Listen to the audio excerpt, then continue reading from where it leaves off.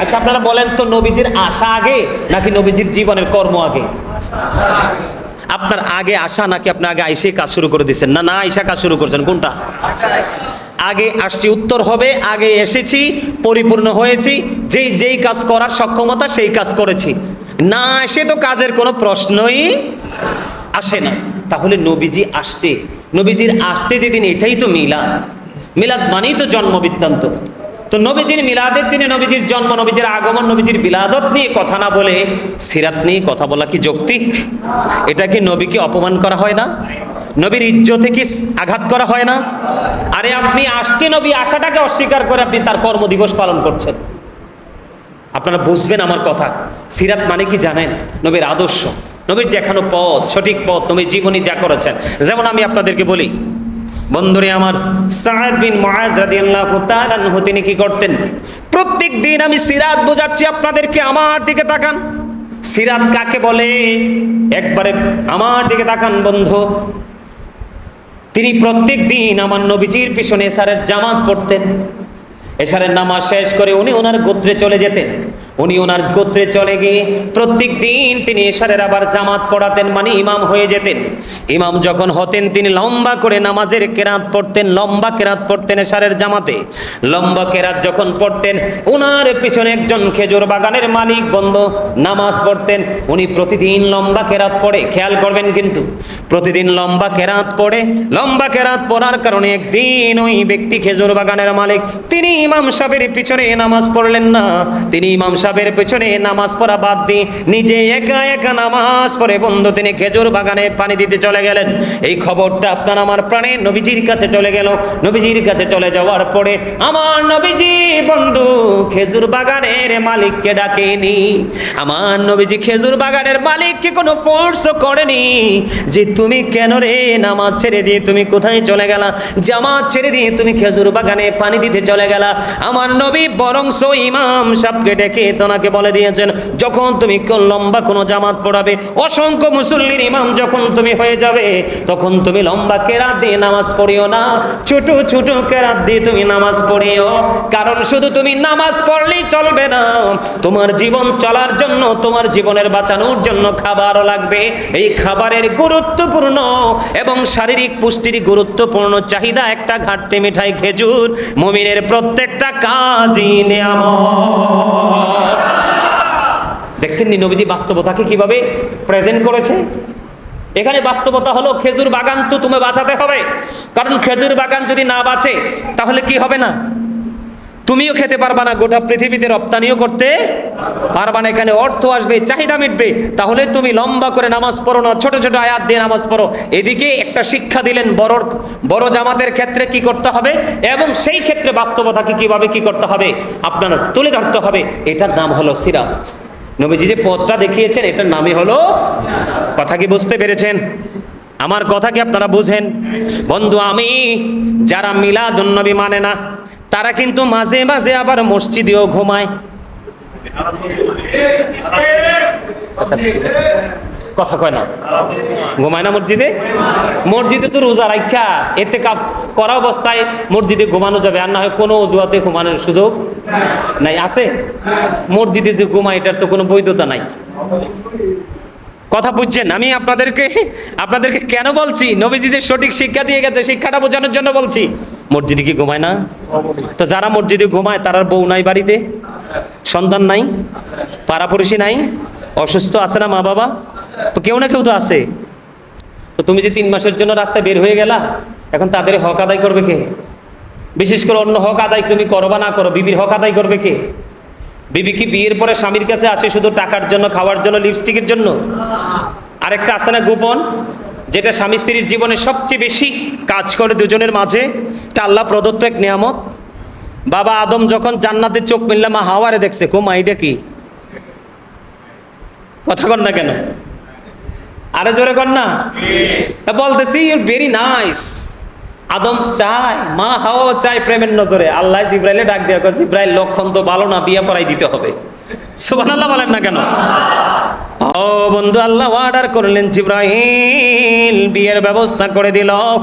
এই জায়গায় আসার কারণ হলো বন্ধু, পৃথিবীর বুকে শুধু তোমরা তোমাদের জ্ঞানের অভাবের কারণে, শিক্ষা, সঠিক কিতাব, সঠিক শিক্ষা অর্জন না করার কারণে তোমরা এই ভুল পথুয়া দিয়ে সাধারণ মানুষগুলোকে বিভ্রান্ত করে দিচ্ছ। এখনকার যুগে বাড়ি দেয়, গাড়ি দেয় 10 লাখ 20 লাখ, বিশেষ করে আপনাদের চট্টগ্রামে লক্ষ লক্ষ টাকা কাবিন দেয়। আদম হাওয়ার বিয়েতে মাত্র বন্ধু নবীর প্রেমের দুরূদ ছিল 10 বার কাবিনের মোহরানা। আপনার আমার প্রাণের নবীর বিলাদত, আপনার আমার প্রাণের নবীর নূরানি শুভ আগমন নিয়ে হযরত আলী বক্তব্য দিয়েছেন, যে ব্যক্তি মিলাদুন নবীতে 1 দিরহাম খরচ করলো, উচ্চ মর্যাদার সাথে মিলাদুন নবী পালন করলো, তার মৃত্যু হবে ঈমানের সাথে এবং কাল হাসরের দিন বিনা হিসাবে যাবে জান্নাতে। জোরে জোরে বলেন না সুবহানাল্লাহ। সুবহানাল্লাহ ওয়ালহামদুলিল্লাহ লা ইলাহা ইল্লাল্লাহ, সুবহানাল্লাহ ওয়ালহামদুলিল্লাহ লা ইলাহা ইল্লাল্লাহ, লা ইলাহা ইল্লাল্লাহ। নবী আমার নহরের পুতুল, জগৎ করলেন ও জালা। নবী আমার নহরের পুতুল, জগৎ করলেন ও জালা। আর হাসরে করবেন তিনি উম্মতের ফয়সালা। সুবহানাল্লাহ ওয়ালহামদুলিল্লাহ সুবহানাল্লাহ ওয়ালহামদুলিল্লাহ লা ইলাহা ইল্লাল্লাহ। আরশ কুরসি লৌহ কলম সৃষ্টি যাহার ওসিলা। আরশ কুরসি লৌহ কলম সৃষ্টি যাহার ওসিলা। নিজে আল্লাহ খুশি হইয়া নাম রাখলেন হাবিবুল্লাহ। সুবহানাল্লাহ ওয়ালহামদুলিল্লাহ লা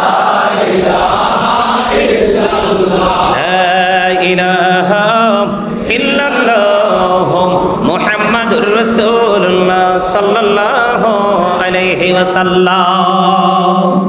আপনারা কি জান্নাতি খাবার খাইতে চান না? সবাই সবাই চান? জান্নাতে যে খাবারটা আল্লাহ রাব্বুল আলামিন বরাদ্দ করে রাখছে মুমিনের জন্য, এই খাবারটা খেতে চান না? চান? তাহলে দুই ভাবে, জীবিত থাকলে দুনিয়াতে খেতে পারবেন জান্নাতি খাবার। সুবহানাল্লাহ বলেন। জীবিত থেকে দুনিয়াতে খেতে পারবেন জান্নাতি খাবার। এই জান্নাতি খাবারটা হলো এতক্ষণ যে জিকিরটা করলাম, এটা জীবিতদের জন্য জান্নাতি খাবার হলো পৃথিবীতে এটা। সুবহানাল্লাহ আলহামদুলিল্লাহ, এটা হচ্ছে জান্নাতি খাবার, এটা হাদিস শরীফ এসেছে। আর মরার পরে যেটা খাবেন এটা আল্লাহ কোরআনে বলেছেন, ইনদা রাব্বিহিম ইউরযাকুন, দে রিসিভ ফুড ফ্রম আল্লাহ।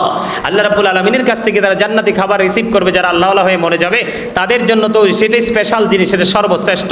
জোরে জোরে কোন সুবহানাল্লাহ। ওই এই দুনিয়াতে কিন্তু খাওয়ার পরে প্রস্রাব পায়খানার ব্যাগ হয়, ওখানে কিন্তু কোনো ব্যাগ হবে না, প্রস্রাব পায়খানা হবে না, ঢেকুর আসবে, সব ফিনিশ হয়ে যাবে। আলহামদুলিল্লাহ বলবেন না?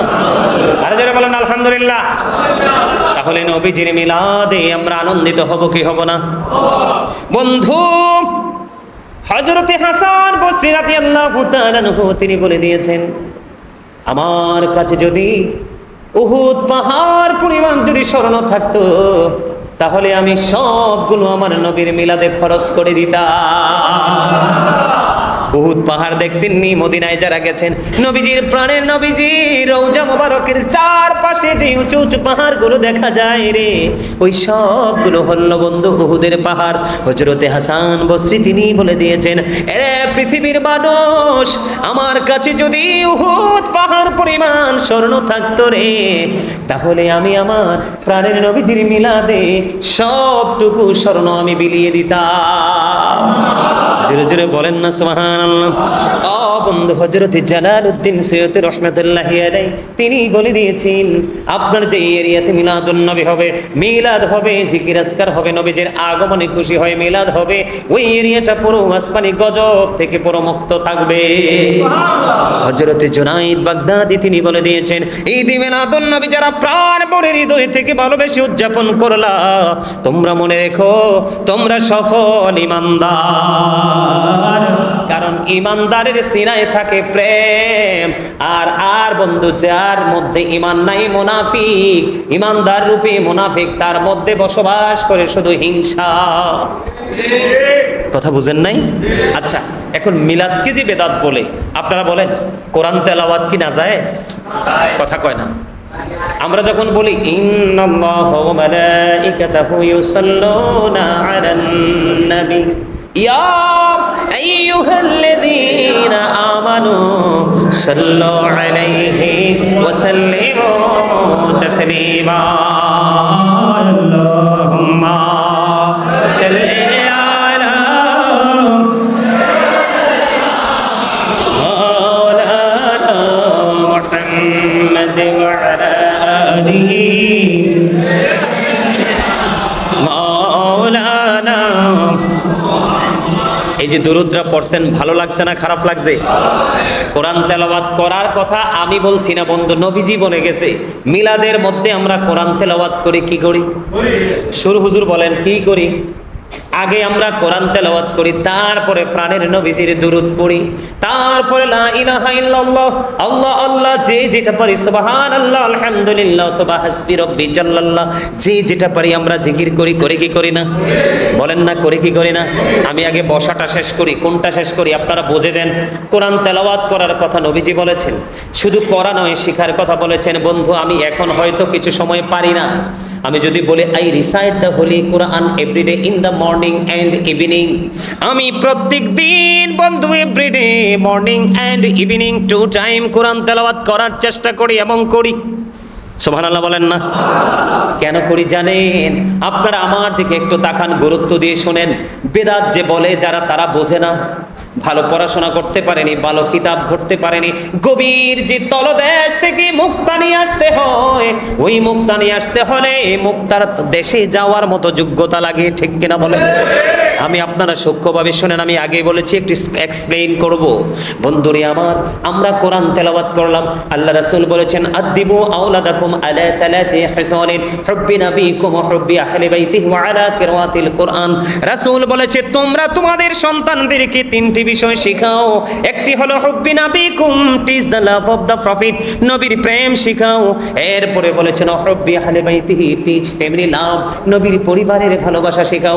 এরপরে বলেছেন আলা কিরাআতিল কোরআন, কোরআন তেলাওয়াত শেখাও। Learn to recite the holy Quran, কোরআন তেলাওয়াত শেখাও, কারণ কোরআন হলো দ্য হোলি কোরআন, পবিত্র গ্রন্থ। ঠিক কিনা বলেন? আমার দিকে তাকান। Allah is all in all, follow his law and light for eternal success. আল্লাহ কিন্তু সব, Allah is all in all, follow his law and light for eternal success.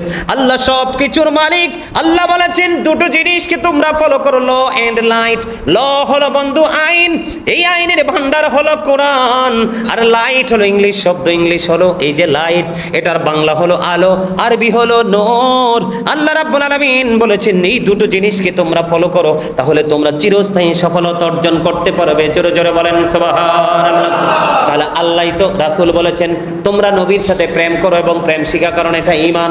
রাসূলের পরিবারের সাথে প্রেম করো, কারণ ওটাও ঈমান। আমি এই পরিবার নিয়ে একটু কথা বলবো নি, একটু বলবো, আপনারা শুনবেন।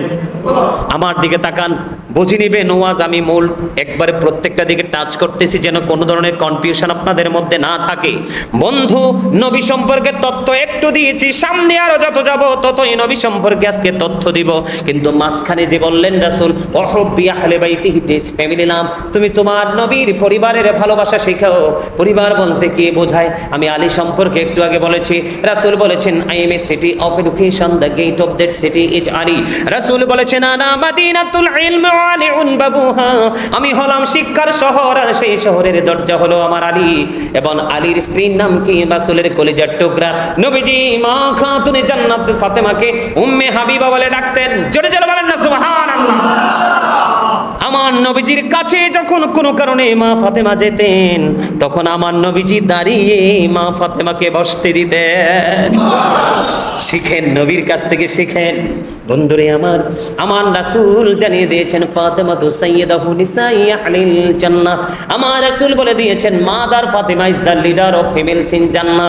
এ রাঙ্গুনিয়া শিলকের আমার মা, আমার বোনেরা, সবাইকে হৃদয় খুলে শুনতে বলি গো, সবাই শোনো, তোমরা যারা নবীর প্রেমিক হয়েছো, নবীর আহলে বাইতের সাথে প্রেম করতে পেরেছো, আমি বলবো ইউ আর ভেরি সাকসেসফুল। ঠিক কিনা বলেন? Very successful. তার কারণ হলো আমার নবীজি জানিয়ে দিয়েছে, ও পৃথিবীর নারীরা, তোমরা যদি নবী এবং নবীর পরিবারকে ভালোবাসতে পারো, এর মধ্যে একটা অংশ হলো আমার মা, বোন, খালা, দাদি, নানি, চাচি। ঠিক মানে মহিলা সদস্য। আল্লাহ রাসূল সবার জন্য মেসেজ দিয়ে গেছেন, মা খাতুনে জান্নাত ওই সমস্ত নারীদের জান্নাতে সরদারিনী হবে, লিডারিনী হবে।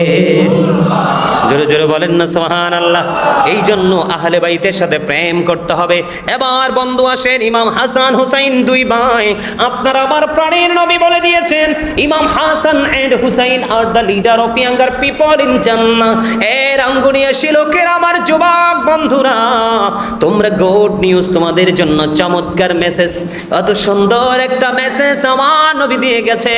পৃথিবীর বুকে যুগে যুগে যুগে যুগে জনম জনম এই পৃথিবীর বুকে যারা আহলে বাইতের সাথে প্রেম করবে, বিশেষ করে ইমাম হাসান হুসাইন দুই ভাই, রাসূল বলেছেন আল হাসান ওয়াল হুসাইন সাইয়্যিদা শাবাবি আহলিল জান্নাহ। আমার নবী বলেছেন ইমাম Hasan and Husain are the leader of younger people in Jannah. আমার নবী সমস্ত পৃথিবীর ইমাম হাসান হুসাইন নবীর প্রেমিক যুবকদেরকে বলেছে, যুবক তোমরা টেনশন করো না, আমি নবী তো অনেক উপরে, অনেক উর্ধে। আল্লাহ রাব্বুল আলামিন যেই নবীকে মাকামে মাহমুদ দান করেছেন, শাফায়েতে কুবরার মালিক বানাইছে, যেটার হক আর কোন নবীর নেই, এটাতে আর কেউ অংশীদারিত্ব নিতে পারবে না। নবীজি বলেছেন আমি নবী তো সরকারে মদিনা, আল্লাহর প্রিয় হাবিব হাবিবুল্লাহ, চিরস্থায়ী লাকাব আল্লাহ রাব্বুল আলামিন দিয়ে দিয়েছে। তোমরা ওই পর্যন্ত যেতে হবে না, তোমরা শুধু আমার কলিজার টুকরা ইমাম হাসান হুসাইনকে ভালোবেসে তার আদর্শটা লালন করে করে তোমরা আসো।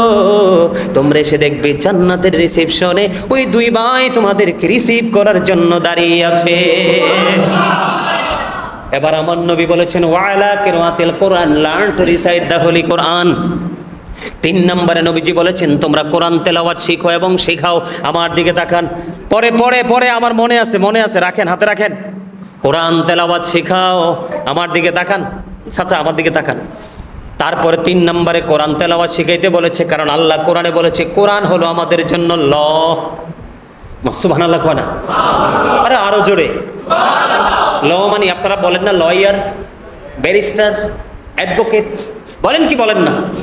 তিনি আইন ভালো বোঝে, এই জন্য ওনাকে কোনো কোনো ক্ষেত্রে ব্যারিস্টার, স্মার্ট ভাষায়, কেউ কেউ আবার বলে লয়ার, কেউ কেউ আবার বলে উকিল, কারণ তিনি আইনটাকে ভালো বুঝেছে। ওই আইনটাকে বোঝার জন্য ওনাকে আগে যেতে হয়েছে কোরআনের আইনের কাছে। আরে জোরে বলেন না সুবহানাল্লাহ। তাহলে আল্লাহ রাসূল বলেছেন তোমরা কোরআন তেলাওয়াতটাও শিখাও, তাহলে মিলাদ খুশি হব আমরা। ধর্মীয় দৃষ্টিকোণ থেকে খুশি হলে কি করব?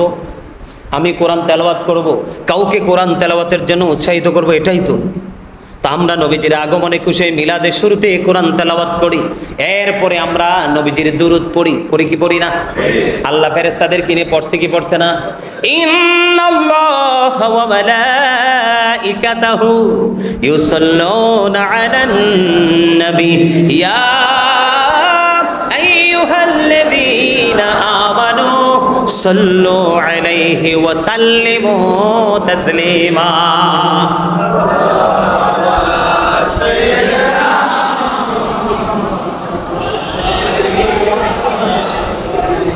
আল্লাহ শুধু নিজে পড়ে না, ফেরেশতাদেরকে সহ নেয়, মালাইকা ফেরেশতাদেরকে নিয়ে সহ পড়ে, পড়ে কি পড়ে না? এবার আমি আপনাদেরকে সহজভাবে বুঝাই।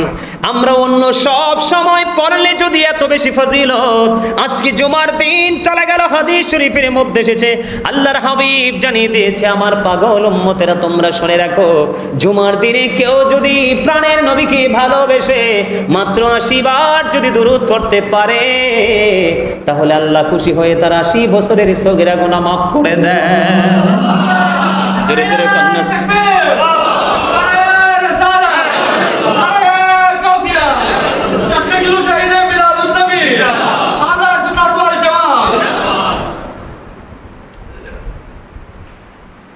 খবর কি ভালো লাগে? হযরতে আনাস রাদিয়াল্লাহু তাআলা আনহু থেকে হাদিস বর্ণিত, হাদিসখানা এসেছে দাইলামি শরীফের মধ্যে।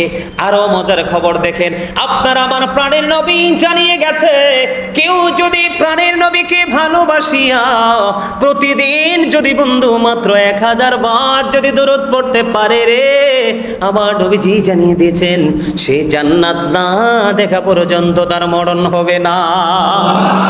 জোরে জোরে বলেন না সুবহানাল্লাহ। তাহলে এই দুরূদ অন্য সময় পড়লে যদি এত ফজিলত হয়, নবীর আগমনের খুশিতে পড়লে আরো বেশি ফজিলত।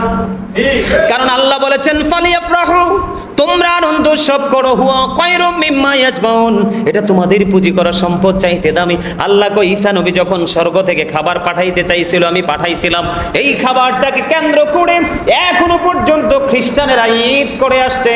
ঈদ শব্দ বলল, এখনো পর্যন্ত কিয়ামত পর্যন্ত যত হাজিরা যাবে নবীজির কদমে সালাম দিতে দেখবেন দাঁড়িয়ে দাঁড়িয়ে দিবে, ওখানে বসার কোনো সুযোগ নাই। মসজিদে নববীর মধ্যে যখন মসজিদে নববীর মধ্যে উস্তনেহান মসজিদে নববীর মধ্যে যখন মিম্বার হয়ে গেল, হাসান ইবনে সাবিত রাদিয়াল্লাহু তাআলা আনহু নবীজির গৌরবময় জীবনী প্রকাশ করেছিলেন, ছন্দে ছন্দে কবিতা গেয়েছিলেন, নাচ গেয়েছিলেন। ওইটা কিন্তু হাসান ইবনে সাবিত বসে বসে করেনি, দাঁড়িয়ে দাঁড়িয়ে করেছিল। আমরা নবীর উম্মত, নবীকে ভালোবাসি, দাঁড়িয়ে নবীকে সালাম দেওয়াটা আমরা শ্রেয় মনে করি। ভাই, তোমার যদি ভালো না লাগে তুমি দিও না, তোমার যদি করতে ভালো না লাগে তুমি করো না, আমরা তোমাকে কোনো তহমত দিব না। কিন্তু তোমরা আমাদের সাথে কেন বন্ধু ঝগড়া করতে চাও? ঠিক কিনা বলেন? নবীকে দাঁড়ায় সালাম দেওয়ার দরকার আছে না নাই? এখন আপনি যদি বলেন নবী মারা গেছে, নাও, নবীজির জন্য জমিনকে হারাম করে দিয়েছে, নবীজির বডি মুবারক, দেহ মুবারক তাজ করতে পারবেন। আল আম্বিয়া ওয়াহিয়াউন ফি কুবুরিহিম ইউসাল্লুন, নবী রাসূলরা তাদের আপন আপন রওজায় জিন্দা, তারা নামাজরত অবস্থায় আছে। শুধু নামাজরত অবস্থায় নয়, আল্লাহ কোরআনে বলেছেন ইনদা রাব্বিহিম ইউরযাকুন, আল্লাহ তাদের জন্য জান্নাতি খাবারও বরাদ্দ দিয়ে রাখছে। বন্ধুরে আমার নবীরটা দূরে, আমার নবীরটা কি? আপনারা জানেন হযরত ইদ্রিস আলাইহিস সালামের নাম শুনছিলেননি? তিনি নিজের কাপড় নিজে সেলাই করতেন। বন্ধু, তিনি প্রতিদিন রোজা রাখতেন। ওনার খাবারগুলো সশরীরে পৃথিবীতে থাকা অবস্থায়, ওনার খাবারগুলো সশরীরে পৃথিবীতে জান্নাত থেকে আসতো। আবার যেগুলো ইফতারি করার পরে যে খাবারগুলো থাকতো, এগুলো আবার পুনরায় বন্ধু জান্নাতে চলে যেত। তাহলে ইদ্রিস আলাইহিস সালামের তুলনায় আপনার আমার প্রাণের নবী আরো দামি কি দামি না? আরো জোরে বলেন, দামি কি দামি না? আমি আপনাদেরকে বুঝাইতে পারছি নি সিম্পল ভাবে? বুঝেন নাই? তাহলে কোরআন তেলাওয়াত আছে, মিলাদ আছে, জিকির আছে, দাঁড়িয়ে নবীকে সালাতু সালাম দেওয়া আছে, এটাকে কোনোভাবে বেদাত বলার সুযোগ আছে? আমরা কি মানবো? আমরা কি থেমে যাব? আমি যদি আপনাকে বলি বন্ধু, আপনি যদি মিলাদুন নবীর দিন মিলাদুন নবীকে বেদাত বলে ফতোয়া দিয়ে আপনি যদি সিরাতুন নবী পালন করেন, আমি আপনাকে বলবো মিলাদুন নবীর দলিল থাকার পরেও আপনি মানেন না। সিরাতুন নবীর দলিল এই জন্মের দিনে আগমনের দিনে কোথায় পাইছেন? কথা বলেন না কেন? আরো জোরে বলেন। আমার কথা বুঝেন আপনারা? সিরাত মানে কি বুঝেন? ওই যে আমার আগে যিনি এসেছিলেন, ওনার নামটা অত্যন্ত চমৎকার ভাবে বক্তব্য দিচ্ছিলেন। আমি রুমে বসে বসে ওনার বক্তব্যগুলো কাউন্ট করেছি বন্ধু। উনি যে বলেছেন সিরাত মানে হলো নবীজির জীবনী। একটা এক্সাম্পল আমি আপনাকে দেই, আপনি মানবেন বন্ধু। জাবের ইবনে সামুরা রাদিয়াল্লাহু তাআলা আনহু থেকে হাদিস বর্ণিত। তিনি বললেন, আমি আমার নবী সম্পর্কে বুঝাচ্ছি। তিনি বললেন, আমি একদিন দেখলাম পূর্ণিমার রাত্রিতে আমার নবীজি লাল একটা চাদর মুড়িয়ে শুয়ে আছে, লাল একটা চাদর মুড়িয়ে শুয়ে আছে। আমি একটা বার নবীজির নুরানি চেহারা মোবারকের দিকে তাকাইলাম, আর একটা বার আমি পূর্ণিমার চাঁদের দিকে তাকাইলাম। আমি বারবার তাকালাম, একবার চাঁদের দিকে, একবার নবীজির পবিত্র চেহারা মোবারকের দিকে। আমি সর্বশেষে চাইয়া দেখলাম রে, আমার প্রাণের নবী ওই পূর্ণিমার চাঁদ চাইতেও সুন্দর। আর জোরে কন্যা সুবহানাল্লাহ। আমি আপনাদেরকে বলে দেই, তুমি কেমন নবীকে নিয়ে মন্তব্য করো? 1000 বার, অসংখ্য অগণিত বার, অসংখ্য অগণিত কোটি বার তোমাকে হিসাব করে কথা বলা দরকার। এই পৃথিবী থেকে বন্ধু চাঁদ মাত্র 1,24,000 মাইল দূরে। কত? 1,40,000 মাইল দূরে মাত্র চাঁদ। ও বন্ধু, 1969 সনে Neil Armstrong 50 lakh crore dollar ব্যয় করে 2 বন্ধুকে নিয়ে চাঁদের দেশে গিয়ে বিন্দু পরিমাণ বালুকণা নিয়ে ফিরে এসেছে। আর আপনার আমার প্রাণের নবী এই পৃথিবী থেকে ইশারা করতে দেরি, 4টা 2টা টুকরা হইতে দেরি হয় না। আমরা সেই নবীর উম্মত, আমরা সেই নবীর আগমনে খুশি হই, ঠিক কিনা বলেন? আর জোরে। আমরা কেমন নবীর উম্মত জানেন? জানেন না তো? ইহুদি খ্রিস্টানের একটা ধর্মগ্রন্থ যেটাকে ইংলিশে বলা হয় দ্য ওল্ড ও নিউ টেস্টামেন্ট, আমরা এটাকে বাইবেল হিসাবে চিনি। ওটাতে ওরা বক্তব্য দিয়েছে, he that loveth not knoweth not God, for God is love. He that loveth not knoweth, তিনি বলেছেন যে যেজন প্রেম করে না সেজন আল্লাহকে জানে না, ফর গড ইজ লাভ, আল্লাহই প্রেম। কিন্তু আল্লাহ বলতেছে নো, আল্লাহ কোরআনে বলতেছে সে বলুন ইফ ইউ ডু লাভ আল্লাহ, যদি তোমরা আল্লাহকে ভালোবেসে থাকো, ফলো মি মুহাম্মদ সাল্লাল্লাহু আলাইহি ওয়াসাল্লাম, মুহাম্মদ সাল্লাল্লাহু আলাইহি সাল্লামের অনুগত হয়ে যাও, আল্লাহ উইল লাভ ইউ, আল্লাহ তোমাদেরকে ভালোবাসবে, এন্ড ফরগিভ ইউর সিনস, আল্লাহ তোমাদের জীবনের গুনাহগুলো maaf করে দিবে। বলে হুজুর আল্লাহ কি ইংলিশে বলেছে না? আল্লাহ বলেছেন কুল ইন কুনতুম তুহিব্বুনাল্লাহ ফাত্তাবিউনি ইউহিব্বুকুমুল্লাহু ওয়া ইয়াগফির লাকুম যুনুবাকুম, আল্লাহু গফুরুর রহিম। আমরা সেই নবী আগমনে খুশি। কি বলতে দেখছেন নি? আল্লাহকে পাইতে চাইলে তোমরা কোথায় যাও?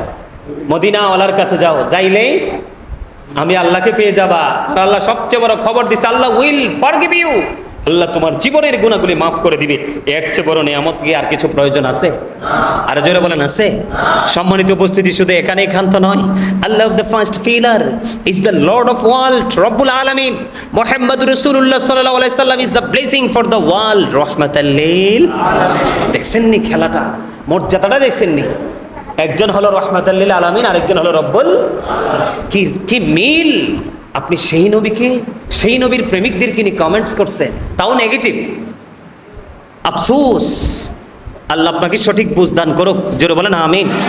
আরে জোরে বলেন আমিন। শুধু কি এখানেই ক্ষান্ত? আরে কেমন নবী পৃথিবীতে আসছে সেটা বুঝে নিতে হবে তো। সম্মানিত উপস্থিতি, একজন বিশ্ববিখ্যাত একজন আল্লাহর ওলি ছিলেন, আপনারা জানেন কিনা জানেন না, মুরব্বীরা হয়তো জানবেন। কুমিল্লা শাহপুর দরবার শরীফের পীর সাহেব কেবলা, যিনি বসরা ইউনিভার্সিটির ইংলিশ লেকচারার ছিলেন, অসংখ্য কিতাব লিখেছেন বাংলা, আরবি, ইংলিশ, উর্দুতে। এই যুগের সব আলেমরা ওনার কিতাব পড়তেও পারবে না, এত হার্ড ওনার কলম ধরার ধরন ছিল। তিনি একটা বক্তব্য দিয়ে গেছেন, ওনার যে অনেক লেখা আমি পড়েছি, অনেক কিতাব আল্লাহ আমাকে পড়ার সুযোগ দিয়েছে। তিনি একটা বক্তব্য দিয়েছেন, of all the great religious personalities of all prophet মুহাম্মদ রাসূলুল্লাহ সাল্লাল্লাহু আলাইহি ওয়াসাল্লাম ওয়াজ দ্য মোস্ট সাকসেসফুল। জোরে জোরে বলেন না সুবহানাল্লাহ। আরে জোরে বলেন না সুবহানাল্লাহ। এই পৃথিবীর বুকে যত নবী রাসূল এসেছে, সকল নবী রাসূলদের মধ্যে আপনার আমার নবী মোস্ট সাকসেসফুল, সবচেয়ে বেশি সফল। রাজনীতি থেকে ইমামতি, ইমামতি থেকে রাজনীতি পর্যন্ত সেই নবীর আগমনে আমরা খুশি। জোরে বলেন না ঠিক না ঠিক? আরে জোরে। আপনাদেরকে আমি আরেকটা মেসেজ দিতে চাই। আমেরিকার গবেষক মাইকেল এইচ হার্ট, ওনার নাম কি আপনারা শুনেছেন?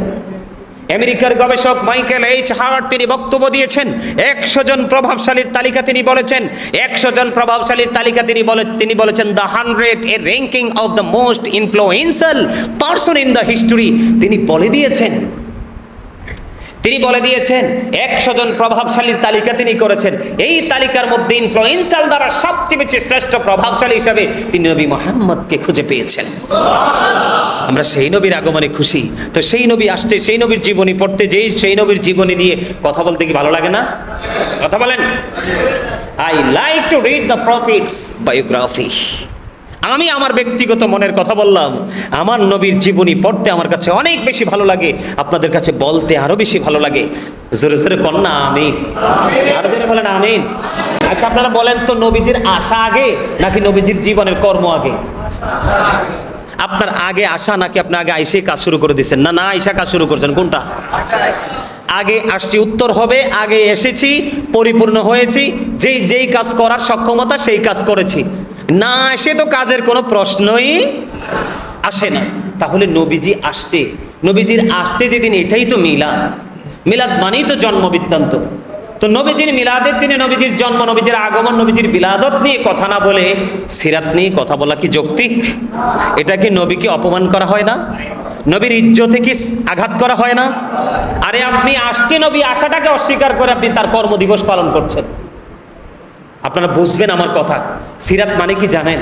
নবীর আদর্শ, নবীর দেখানো পথ, সঠিক পথ, নবীর জীবনী যা করেছেন। যেমন আমি আপনাদেরকে বলি, বন্ধুরে আমার, সাদ বিন মুআজ রাদিয়াল্লাহু তাআলা আনহু তিনি কি করতেন? প্রত্যেক দিন আমি সিরাত বোঝাচ্ছি আপনাদেরকে, আমার দিকে তাকান। সিরাত কাকে বলে? একবারে আমার দিকে তাকান বন্ধু। তিনি প্রত্যেক দিন আমার নবীজির পিছনে এশারের জামাত পড়তেন। এশারের নামাজ শেষ করে উনি ওনার গোত্রে চলে যেতেন। উনি ওনার গোত্রে চলে গিয়ে প্রত্যেক দিন তিনি এশারের আবার জামাত পড়াতেন, মানে ইমাম হয়ে যেতেন। ইমাম যখন হতেন তিনি লম্বা করে নামাজের কেরাত পড়তেন, লম্বা কেরাত পড়তেন এশারের জামাতে। লম্বা কেরাত যখন পড়তেন, ওনার পিছনে একজন খেজুর বাগানের মালিক বন্ধু নামাজ পড়তেন। উনি প্রতিদিন লম্বা কেরাত পড়ে, খেয়াল করবেন কিন্তু, প্রতিদিন লম্বা কেরাত পড়ে। লম্বা কেরাত পড়ার কারণে একদিন ওই ব্যক্তি খেজুর বাগানের মালিক তিনি ইমাম সাহেবের পিছনে নামাজ পড়লেন না। তিনি ইমাম সাহেবের পিছনে নামাজ পড়া বাদ দিয়ে নিজে একা একা নামাজ পড়ে বন্ধু তিনি খেজুর বাগানে পানি দিতে চলে গেলেন। এই খবরটা আপনার আমার প্রাণের নবীজির কাছে চলে গেল। নবীজির কাছে চলে যাওয়ার পরে আমার নবীজি বন্ধু খেজুর বাগানের মালিককে ডাকেনি। আমার নবীজি খেজুর বাগানের মালিককে কোনো ফোর্স করেনি যে তুমি কেন রে নামাজ ছেড়ে দিয়ে তুমি কোথায় চলে গেলা, জামাত ছেড়ে দিয়ে তুমি খেজুর বাগানে পানি দিতে চলে গেলা। আমার নবী বরংস ইমাম সাহেবকে ডেকে তোনাকে বলে দিয়েছেন, যখন তুমি লম্বা কোনো জামাত পড়াবে, অসংখ্য মুসল্লির ইমাম যখন তুমি হয়ে যাবে, তখন তুমি লম্বা কেরাত দিয়ে নামাজ পড়িও না, ছোট ছোট কেরাত দিয়ে তুমি নামাজ পড়িও। কারণ শুধু তুমি নামাজ পড়লেই চলবে না, তোমার জীবন চলার জন্য, তোমার জীবনের বাঁচানোর জন্য খাবারও লাগবে। এই খাবারের গুরুত্বপূর্ণ এবং শারীরিক পুষ্টির গুরুত্বপূর্ণ চাহিদা একটা ঘাটতি মিঠাই খেজুর। মুমিনের প্রত্যেকটা কাজই নিয়ামত। দেখছেন নি নবীজি বাস্তবতাকে কিভাবে প্রেজেন্ট করেছে? এখানে বাস্তবতা হলো খেজুর বাগান তো তুমি বাঁচাতে হবে। কারণ খেজুর বাগান যদি না বাঁচে তাহলে কি হবে না? তুমিও খেতে পারবা না, গোটা পৃথিবীতে রপ্তানিও করতে পারবা না। এখানে অর্থ আসবে, চাহিদা মিটবে। তাহলে তুমি লম্বা করে নামাজ পড়ো না, ছোট ছোট আয়াত দিয়ে নামাজ পড়ো। এদিকে একটা শিক্ষা দিলেন বড় জামাতের ক্ষেত্রে কি করতে হবে, এবং সেই ক্ষেত্রে বাস্তবতাকে কিভাবে কি করতে হবে আপনার তুলে ধরতে হবে। এটার নাম হলো সিরাত। নবীজি যে পথটা দেখিয়েছেন এটার নামই হলো। কথা কি বুঝতে পেরেছেন? আমার কথা কি আপনারা বুঝেন? বন্ধু, আমি যারা মিলাদুন্নবী মানে না তারা কিন্তু মাঝে মাঝে আবার মসজিদেও ঘুমায়। কথা কয় না, ঘুমায় না মসজিদে? মসজিদে তো রোজা রাখা ইতিকাফ করা অবস্থায় মসজিদে ঘুমানো যাবে, আর না হয় কোনো অজুহাতে ঘুমানোর সুযোগ নাই। আছে মসজিদে যে ঘুমায় এটার তো কোনো বৈধতা নাই। কথা বুঝছেন? আমি আপনাদেরকে কেন বলছি, নবীজি যে সঠিক শিক্ষা দিয়ে গেছে শিক্ষাটা বোঝানোর জন্য বলছি। মসজিদে কি ঘুমায় না? তো যারা মসজিদে ঘুমায় তার বউ নাই, বাড়িতে সন্তান নাই, পাড়াপড়শি নাই, অসুস্থ আছে না মা বাবা?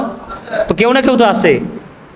তো তুমি যে 3 মাসের জন্য রাস্তায় বের হয়ে গেলা, এখন তাদের হক আদায় করবে কে? বিশেষ করে অন্য হক আদায় তুমি করো বা না করো, বিবির হক আদায় করবে কে? বিবি কি বিয়ের পরে স্বামীর কাছে আসে শুধু টাকার জন্য, খাওয়ার জন্য, লিপস্টিকের জন্য? আরেকটা আছে না গোপন, যেটা স্বামী স্ত্রীর জীবনে সবচেয়ে বেশি কাজ করে দুজনের মাঝে, এটা আল্লাহ প্রদত্ত এক নিয়ামত। বাবা আদম যখন জান্নাতের চোখ মিললে মা হাওয়ারে দেখছে, কোমা এটা কি? কথা কর না কেন? আরে জোরে কর না। বলতেছি ভেরি নাইস।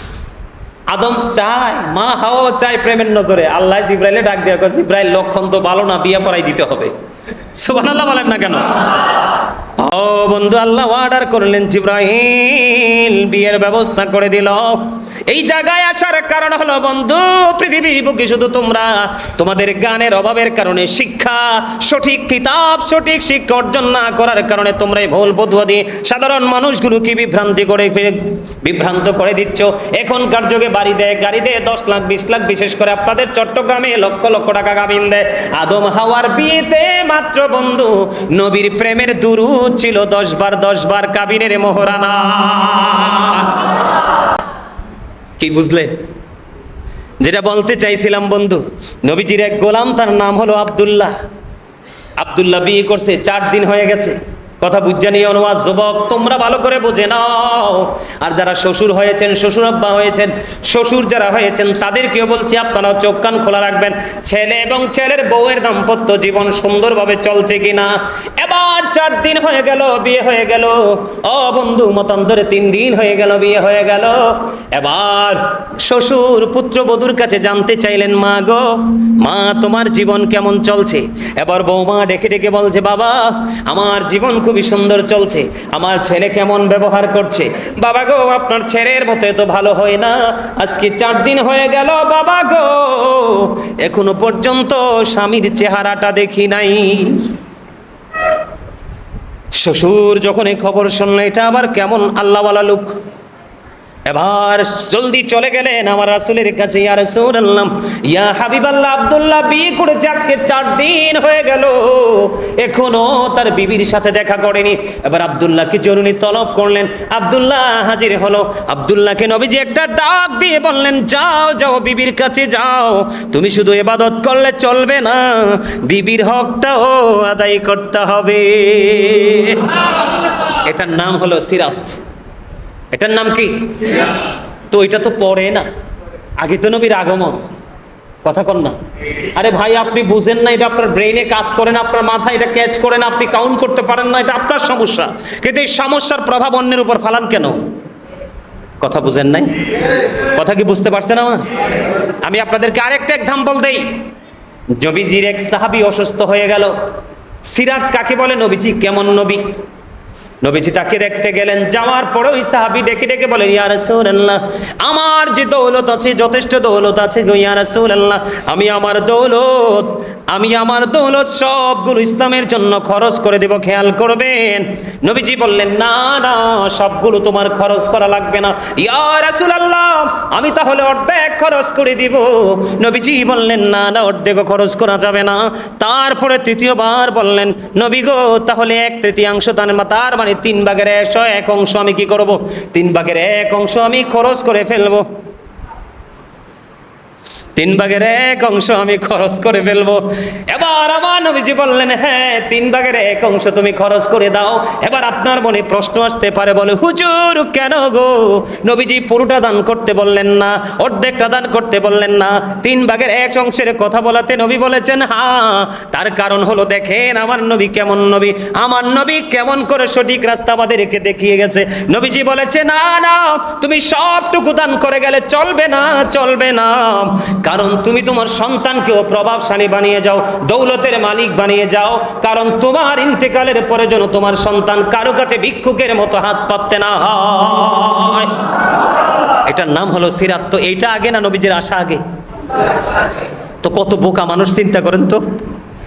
এই বোকা মানুষকে নিয়ে কি করব? আমরা কিছু বলবো না, আমরা আল্লাহর কাছে দোয়া করবো, আল্লাহ যেন তাদেরকে হেদায়েত দান করে। এবার ছোট্ট করে একটা এক্সাম্পল দিয়ে আমি আজকে শেষ করে দিব। আপনাদের আজকের আলোচনা অনেক হয়েছে।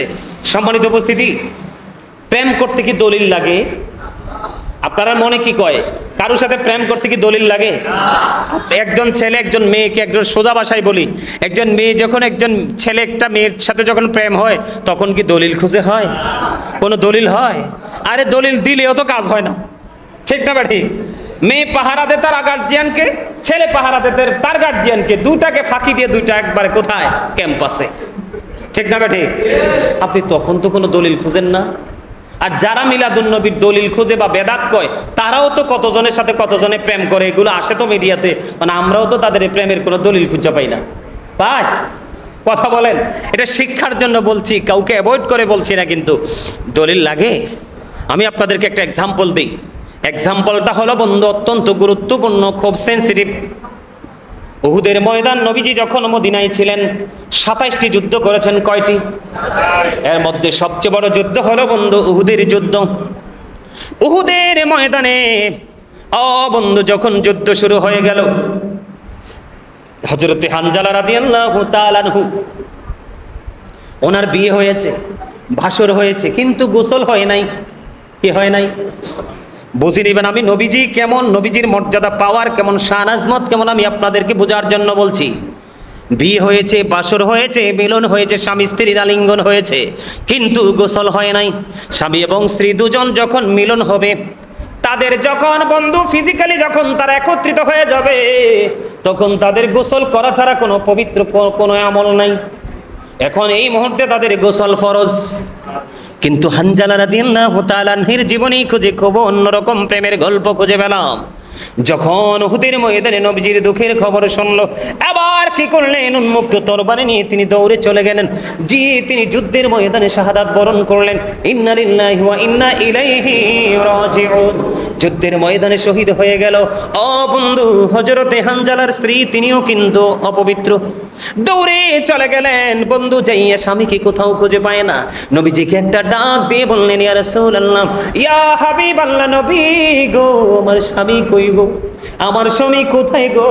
এবার আমার নবীজি একটা ডাক দিয়ে বললেন, হানজালার বিবি রে, তুমি একটু আকাশের দিকে তাকাও। আকাশের দিকে তাকালেন, তাকানোর উপরে চাইয়া দেখলেন ওই হানজালার নবীর প্রেমিক দেহটা জান্নাতের খাদেমেরা বহন করে উহুদের জমিনে নিয়ে আসছে। এবার কি করলেন? হানজালার বিবি তার স্বামীর কাছে গেলেন, হানজালা রাদিয়াল্লাহু তাআলা আনহুর কাছে গেলেন। যাইয়া দেখতেছে হানজালার দাড়ি মোবারক বেবে তাজা তাজা পানির ফোঁটা পড়ে। ইয়া রাসূলুল্লাহ, ইয়া হাবিবাল্লাহ, নবী গো, আমার স্বামী তো গোসল করেনি গো, আমার স্বামী গোসল করেনি। ইয়া রাসূলুল্লাহ, এখন আমি দেখতে পাইলাম, মনে হয় যেন এক্ষুনি তাকে গোসল করানো হয়েছে।